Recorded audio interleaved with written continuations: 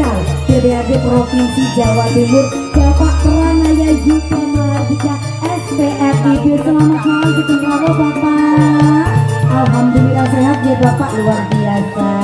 Dan juga yang kami hormati tuan rumah tentunya Bupati Kabupaten Ponorogo ya, kita selamat malam Sugeng Rawuh.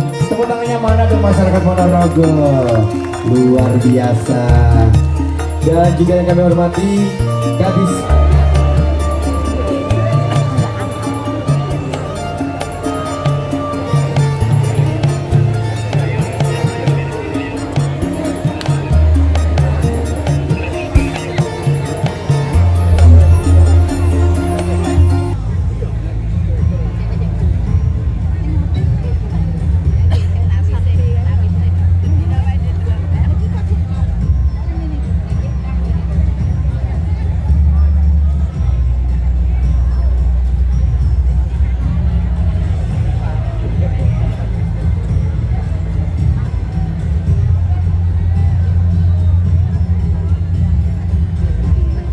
Berikutnya kami persilakan kepada Bapak Ali Mufti untuk dapat menyerahkan gunungan wayang kepada Dalan Ki Cahyoku tadi sebagai tanda dibukanya Festival Budaya Mataraman Wayang Kidulan.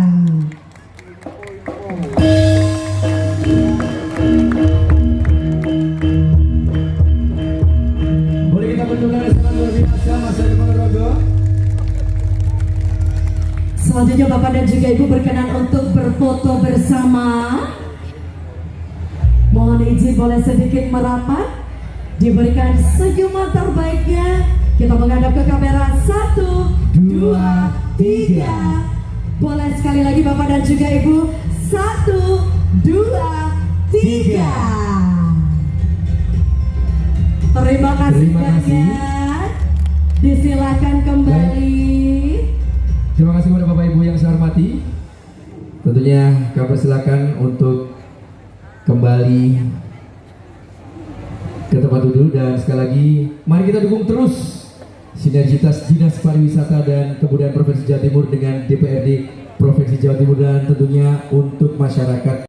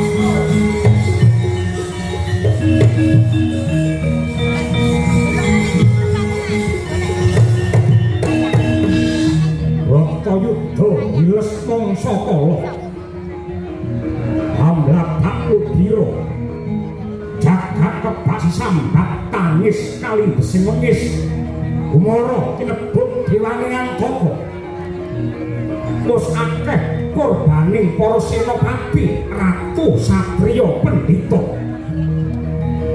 handungkap Bratayuda dina kaping 16 Pandhawa Kurawa nyabrang getih payudan Tegal Kurusetra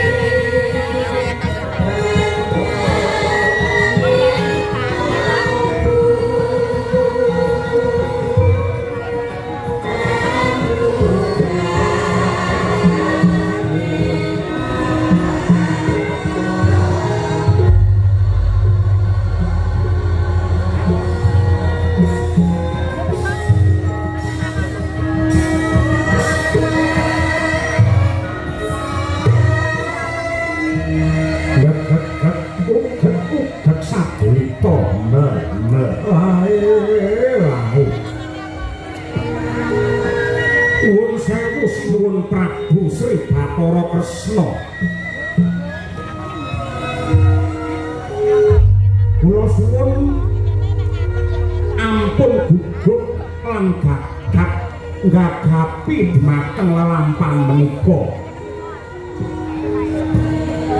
yen sampeyan bingung kabeh wong sak donya niki bakal kelangan kiblat yen wong sak jagat niki kelangan kiblat mesti bakal sasar susur mergo ora ana penggedhe utawi piyayi sing kangge gondhelan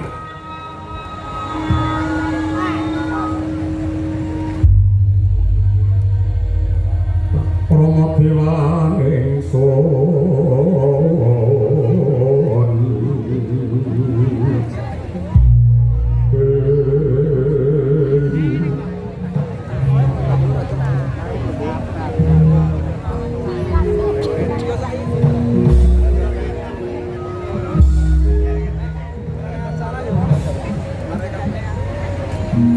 Semar Badranaya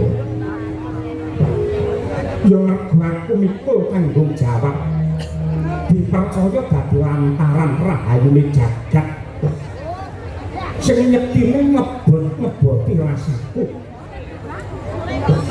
wiwit aku ditetepake dadi pamong agung Kresna diwisuda mongko dadi pamong agung nalika Pandhawa nganakake sesaji Raja Suya biyen parandene ngati seprene tansah gagal anggenku ngendhakake marang kamurkan mligine kawinisane para Sata Kurawa satemah dina iki pecah perang gedhe Bharatayuda Jaya Binangun ingkang nuwuhake pangorbanan nyawa sing semono akehe kakang inggih sinuwun Prabu Ndarawati pancen dadi bata ing kautaman pamonge bebener niku ora enteng nek kabeh mau kudu manglakoni kanthi ikhlas lan tulus Bratayuda niki perang suci kejaba dadi sarana ilange kamurkan luware wong nadar lan uga lunasi utang perang niki ugi nggembel karep ingkang luhur ingkang dikersake Kyai Semar kepiye sinuwun Bratayuda niku laku tama Brata niku laku utama yuda tegese perang. Teng donya niki akeh mungsuh sing abot. Teng jagat niki akeh mungsuh sing abot, ning sejatine mungsuh sing langgeng lan abot dhewe niku yen mungsuh karo awake dhewe. Ngendhaleni kaliyan nepsune dhewe. Dados ngantos jagat niki kuput perang yektinipun tetep wonten. Nganti donya niki kiamat perang tetep wonten, mila sampeyan kudu tetep katak lan tanggon.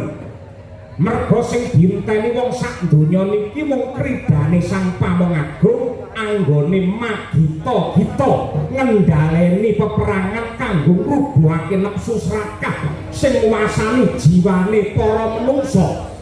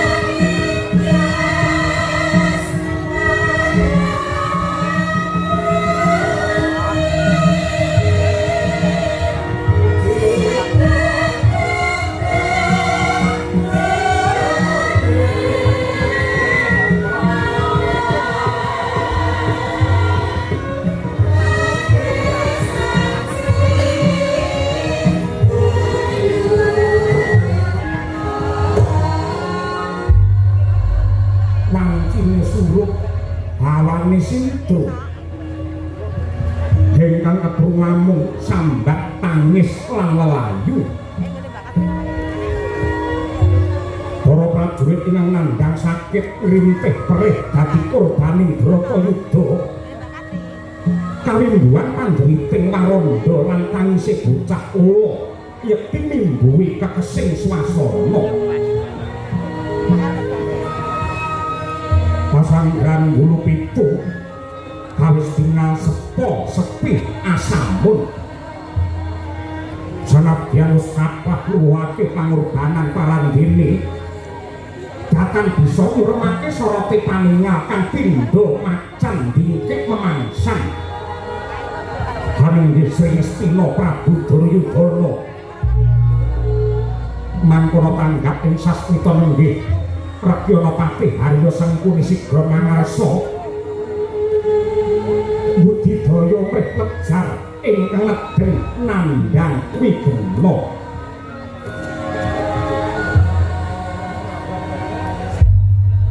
kumalian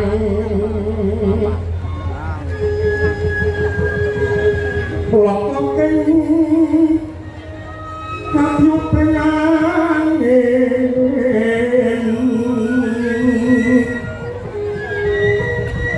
Matu paran lengkan poro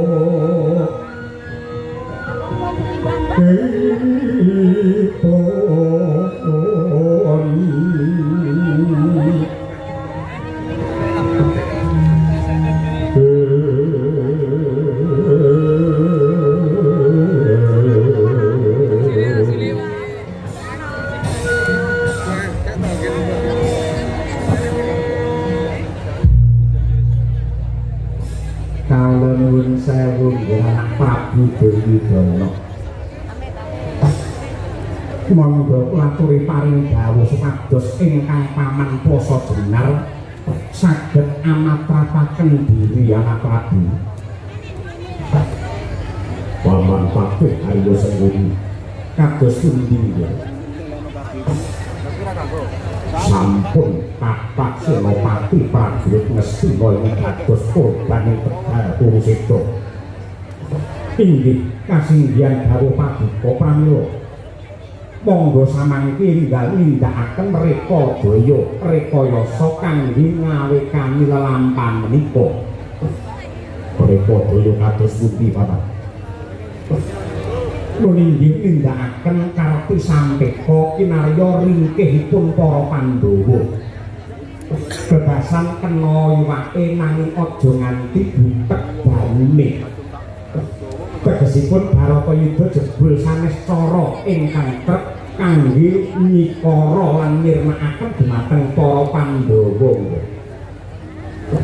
lajeng kedahipun samangke kados pundi nuwun sewu kedah mawi cara bidung api rowan etok-etok ngaku kalah kaliyan para Pandhawa nanging menika kangge miwiti damel rekayasa nglih gandeng nalika para Pandhawa kalah sesukan Bladu lan negari Ngamarta paduka depani dangunipun 13 warsa tegesipun para kawula Ngamarta sampun kulina gesang kanthi tata cara budayane Kurawa tiyang Ngamarta sampun kecalan jati diri sampun kula rusak budayane sampun kula pecah ing dados kerukunane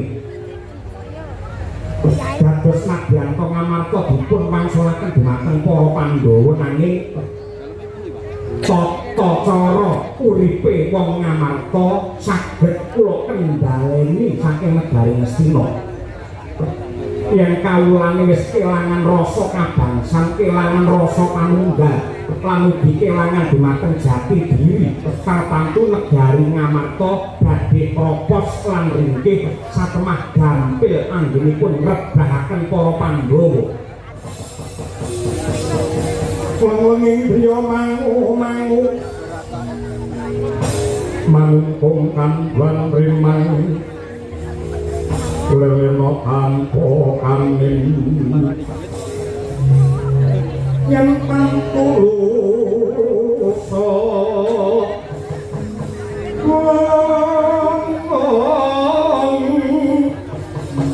mengku sanghyang utama mangkono srina alendra terus nyolong apa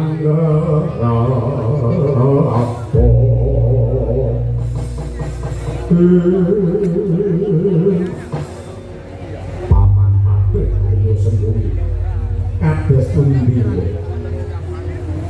kula percaya tentunya niki boten wonten wong sing pinter lan sugih akaluke ngungkuli panjenengan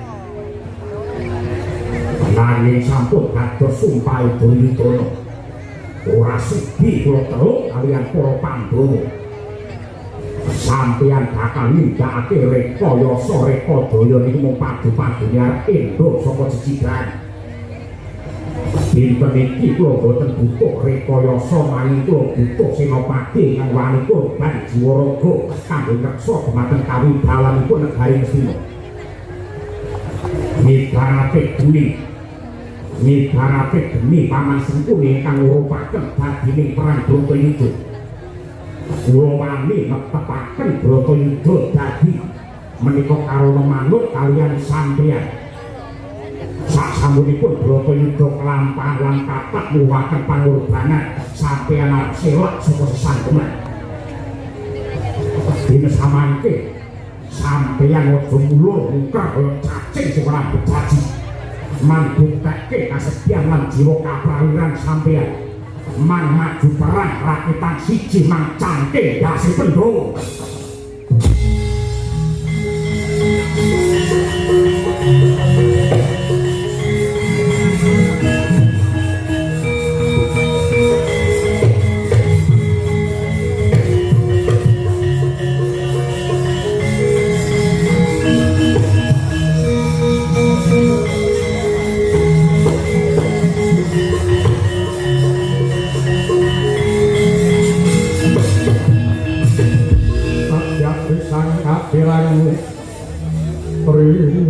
mangkul kinempet-tempet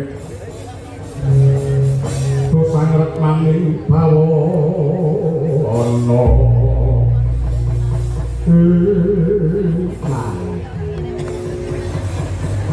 madyanto kados sinambring gelak jantung kula nanging kula rumaos marem dene palungguhan samangke sampun pikantuk pengasih lan ugi kapitayan saking Anggil Duryudana nggih kula badhe ngekti ngalaken lelabetan kula dhateng negari Ngastina. Pramila saking menika Bratayuda dinten ingkang kaping 16 sanes sinten-sinten ingkang dados senopati kejaba wong plasa Jenar Sengkuni.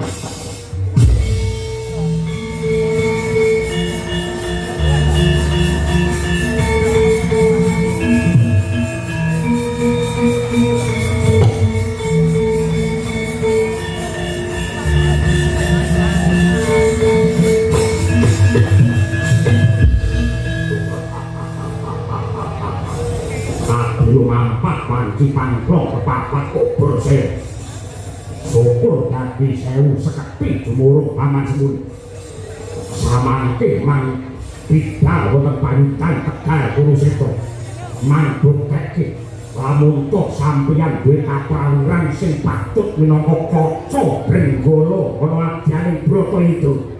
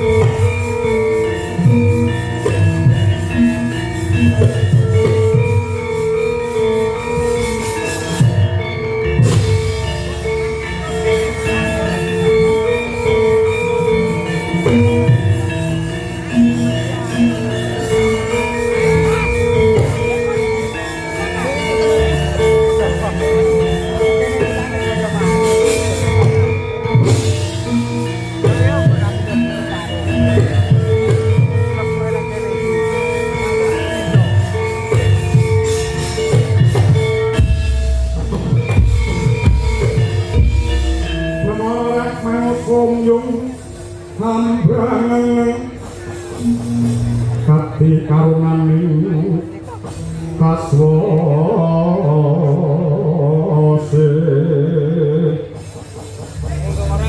neng marga memalaku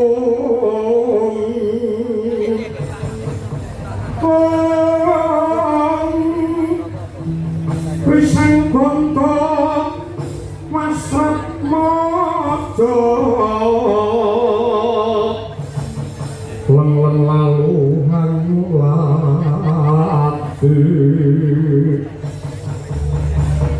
surya mangrang sang waya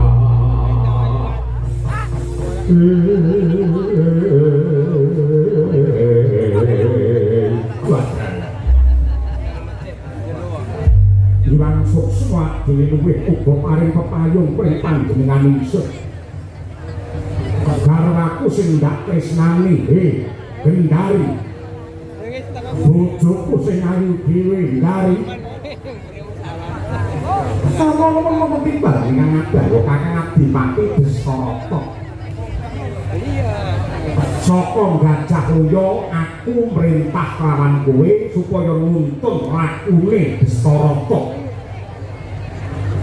mergo aku nandhang Cakanitra aku nandhang Calana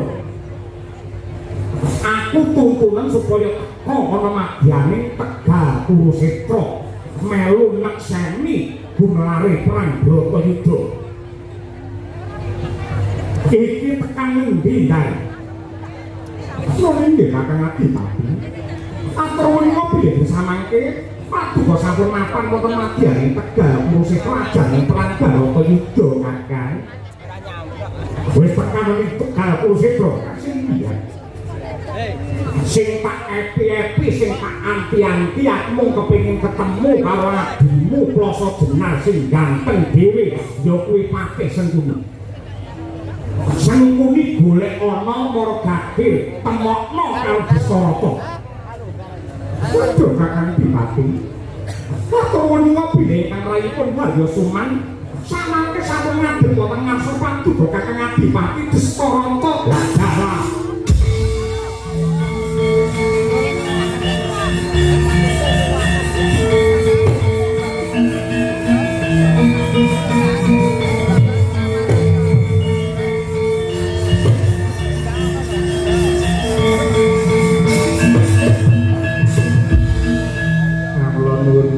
Kakang Adipati Destarata kaliyan ingkang rayipun Harya Suman ngaturaken sembah pangabekti mawan tuan tuwa kunjuk Patih Sengkuni wonten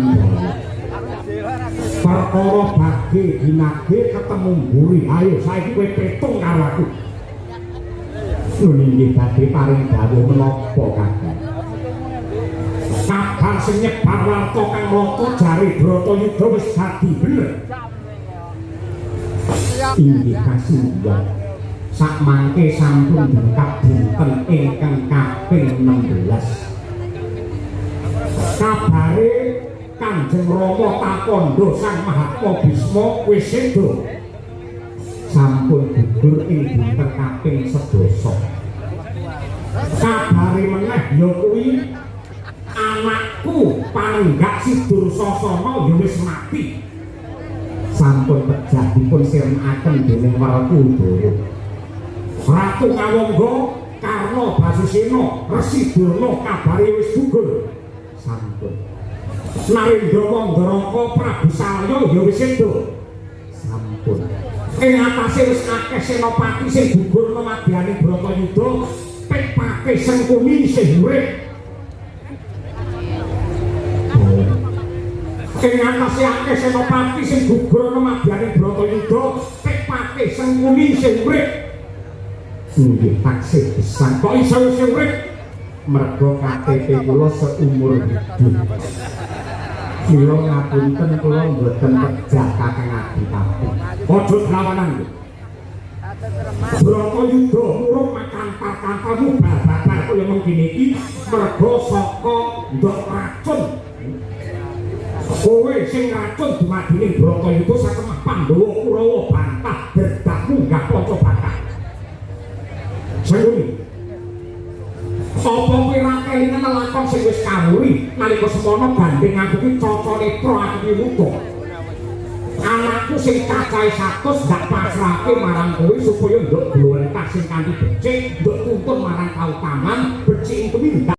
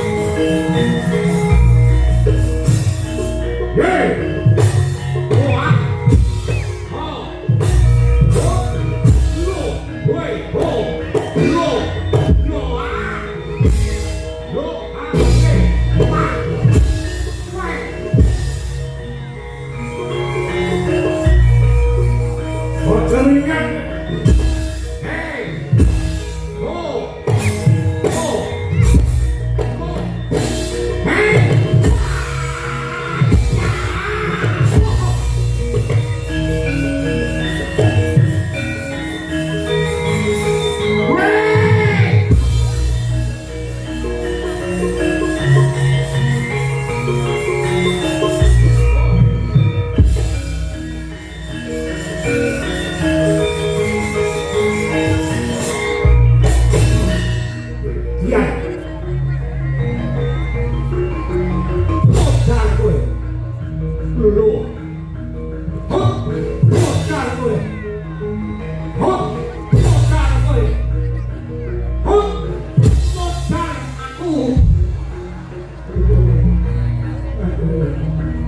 Hah?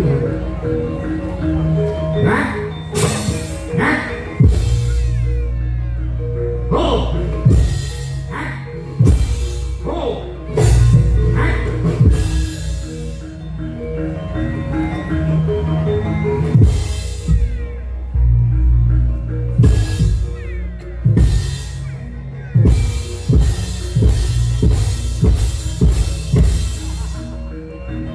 Dan aku tenang. Apa-apa gue.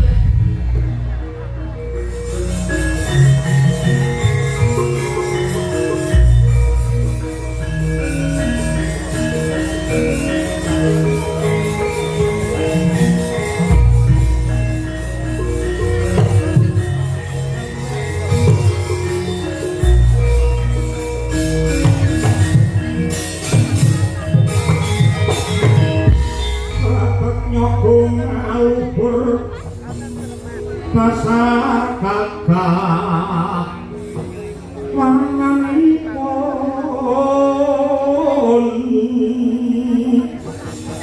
Kanjeng Sri Nopati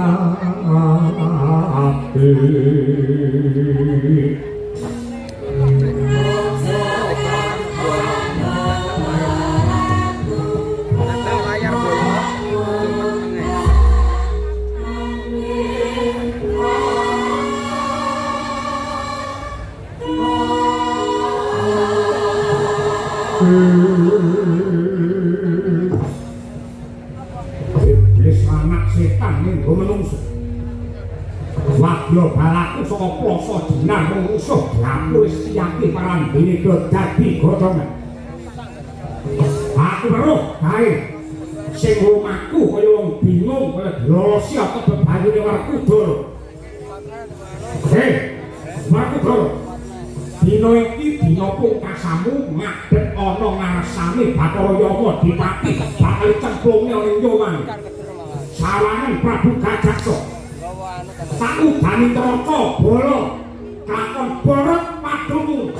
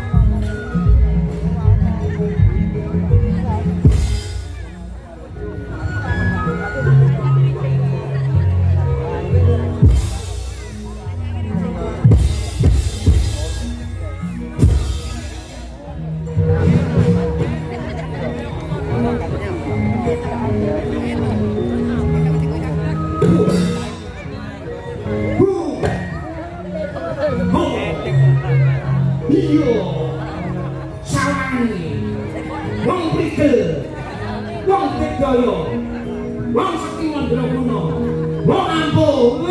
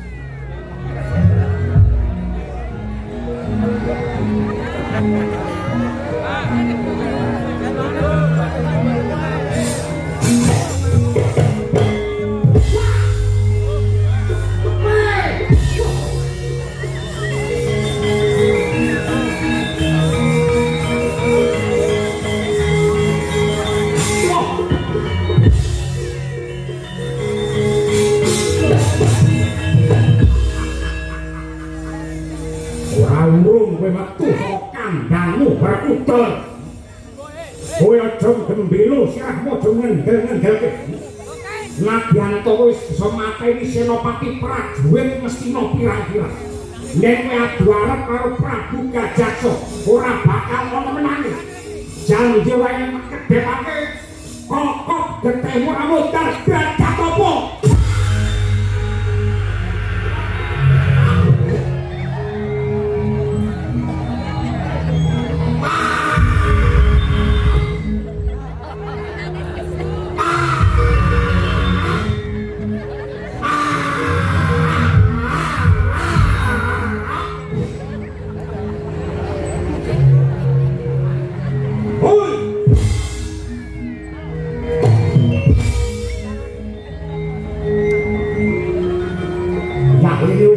Ngerti bayarane piro?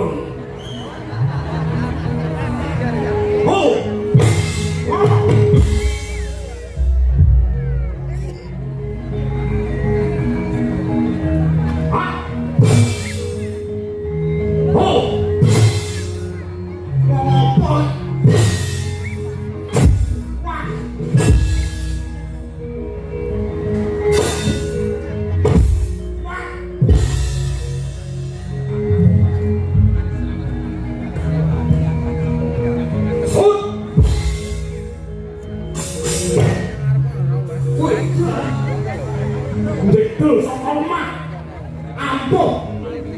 Buriku syukur Mas. Soul Satria Madangkara Brahma Kumbara. Brahma Somo Brahma Kumbara. Iki kakange si pedang setan sing jenenge Mantili. Duwe pedang setan nyatane Tegaya bisa ngalahake sing jenenge Lasmini. Nadyanto Lasmini kedanan karo aku. Brahma karo Lasmini padha karo dalange karo Sindeng Kesi. Apa men karo bangsa kaya ngono kuwi cekel lamun lairmu bareng karo radio ya sak batrene Mas. Wah.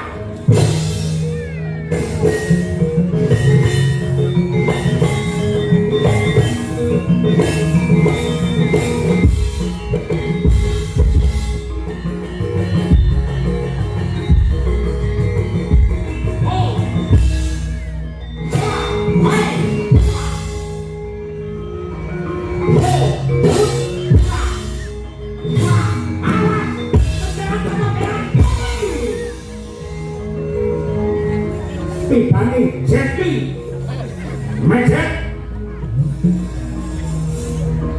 Wisya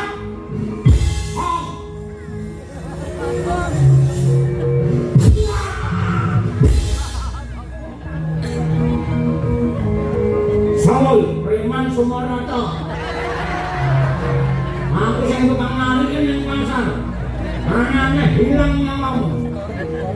Suramrata Jaya Merata rebutan aku. Sanjuta Mara sakit timuri. Ampian kaya wong dono, rebutan kaya menjangan mati. Ora bakal digrek uluku salondo. Maju para ngaso, lakon mati dening kowe aku. Nggih. Maju para ngaso, lakon mati dening kowe aku. Wale mati dening aku kowe. Pancen tak balik. Aku perang bunuh diri. Bek ngono. Timbang ning omah yo doyak kredit. Bongkong wis. Pateni kira pancen ngono. Oh.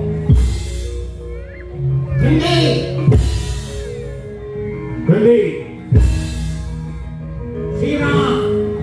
Ping telu, gending kowe kok ping telu. Yo. Lah. Pecah. Lapomo. Hah? Pecah. Lapomo. Wis santas. Sikar siap. Ora apa-apa. Ampun tenang kowe. Gandeng kowe sekti Mandraguna tak dongake dadi ratu ing Gregek Dukun nang Kaloka besok mati entuk swarga. Aku njaluk pamit. Gusti. Aku ngantem kowe lunga. Ngapa? Iku adate mungsuh tak antem tanganku tengen. Pecah sirahe mletik polone sikar rapat sing dadi bathoke. Cangkemmu aja ngono kuwi ta. Ngantem gak ngantem meden-medeni mungsuh. Hah? Pecah. Wah ampun tenan. Pindhokas. Oh. Pecah. Santas. Pecah.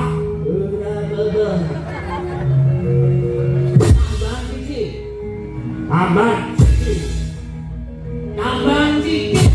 Tambah sikit.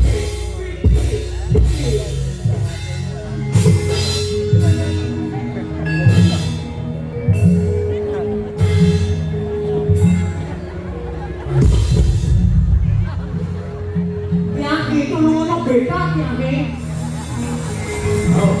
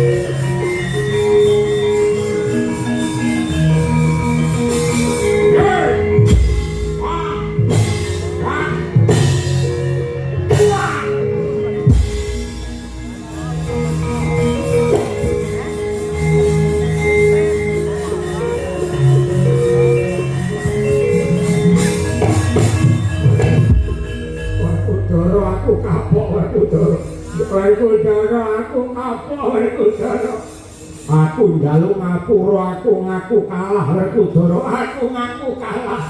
Kakang Gajaksa iki piye Kakang? Mongko adate Werkudara yen ngandhak musuhe tangan kiwa tengen, mesti bakale aku karo kowe didu sirah padha sirah. Cangkemmu aja milikne. Didu tenakake ngerti didu eleke didu kalah.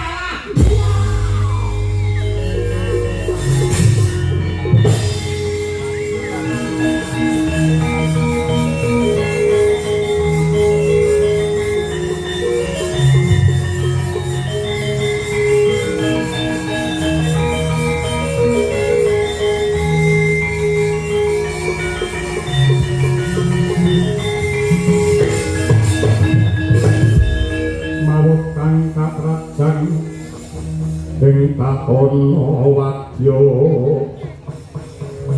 sang tetap prabon prang tanah Bromarkata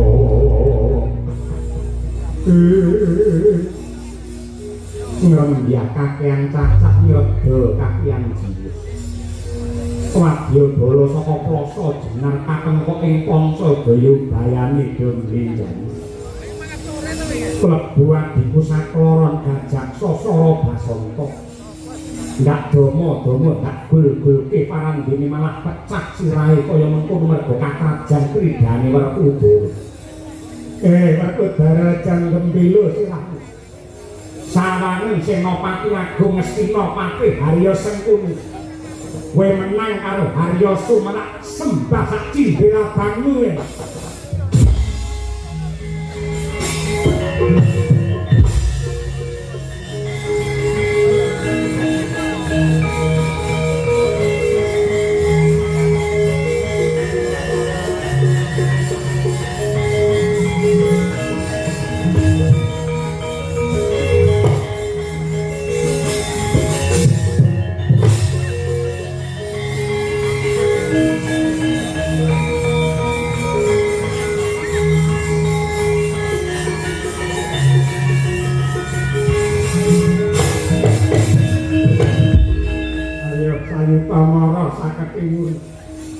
ampian kaya wong jala rebutan kaya menjangan mati Werkudara gandeng kowe sing mateni adiku Gajak Sosoro Basanta utang wirang nyaru wirang tang pati nyaru pati pirang-pirang lakon para Pandhawa ngrasake sengsara pepecahan kemikate Sengkuni Pripalungguhan iki pangadilan saka Gusti sing bakal mbok tampa apa abamu kok kira aku wedi lho piye maju para ngarsa ayo tandingana Sang Senopati Agung ora kakon ndundung ndas tak guroni batangmu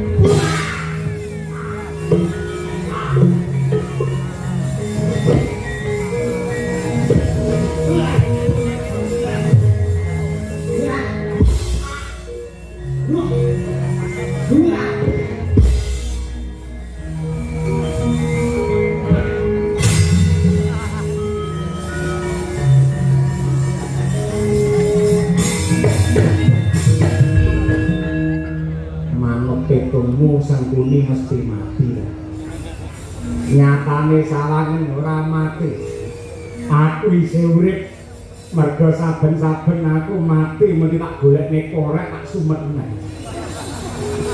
terus ngerokok kedal-kedul sawangen Werkudara we kecilik Sengkuni isih urip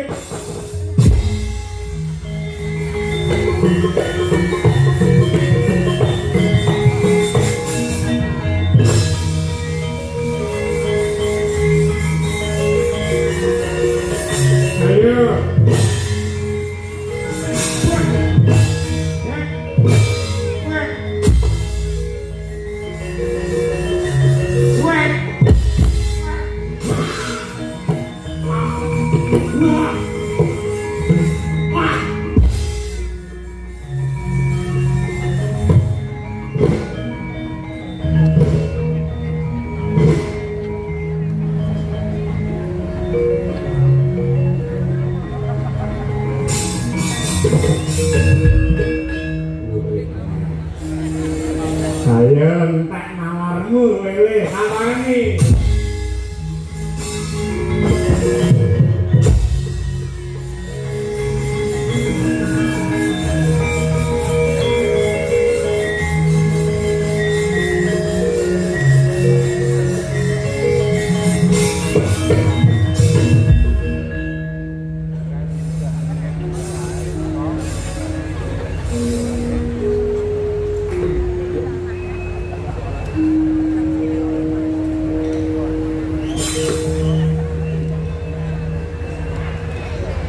Tujuh Nur Pakai Sengkuni Pripun Widoyo ngikat-ngikati kok saged saben-saben tak tibani Pupu Pancanaka mundhal pariwuri meneh Pakai Sengkuni niku yo tek nolong pethek mula kuwi nganti aku bingung kami gila musuh karo Patih Haryo Suman lajeng sak mangke kersanipun bapakmu kon rene bapak sinten Pak Supran Suwanda itu bapakmu Semir kon rene saniki yo lha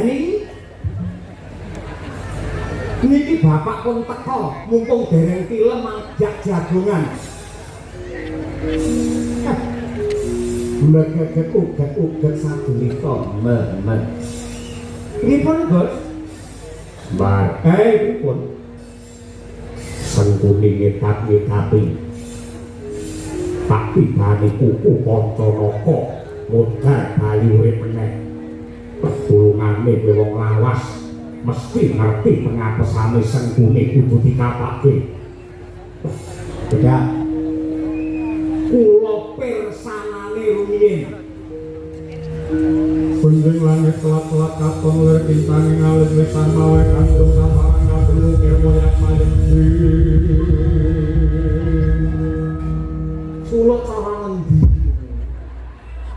ngomong sak nadal sing jenenge pakiran padat iki ngono kuwi upamane wilah liyane roki ilang jeng iso suluk ilang yang ndi gaden gas kuwi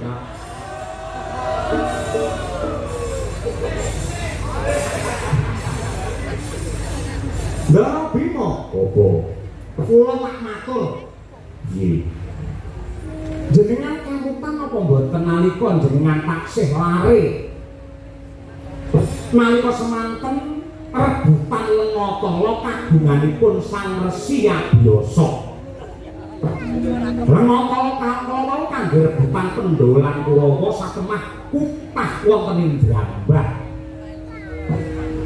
nalika semana para Pendolan Kurawa padha bingung ngapake Sengkuni nika tanggak ing sasmita ngerti yen Lengatala kutah lajeng Sengkuni gulung wonten ing Brambah dados awake Sengkuni nika wiwit saka pucuk rambut nganti jempol sikil sedaya kawratan Lengatala kalepetan Lengatala mongko dayane Lengatala lamun awak niki klepetan Lengatala ora bakal tegas gaman apa wae yen perlu gawan kayangan gaman Suralaya ora bakal bisa tumama napa malih mung Pupu Pancanaka Sengkuni nika ora iso mati akan tetapi ada sebagian tubuh Sengkuni yang tidak terkena minyak talam opo mang rada ndimpluk ngene iki yang tampil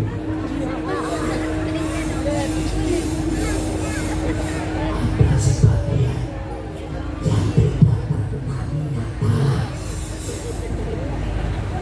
wonten sanes kejawi dubur yopo cantuko yopo wadidan yopo silit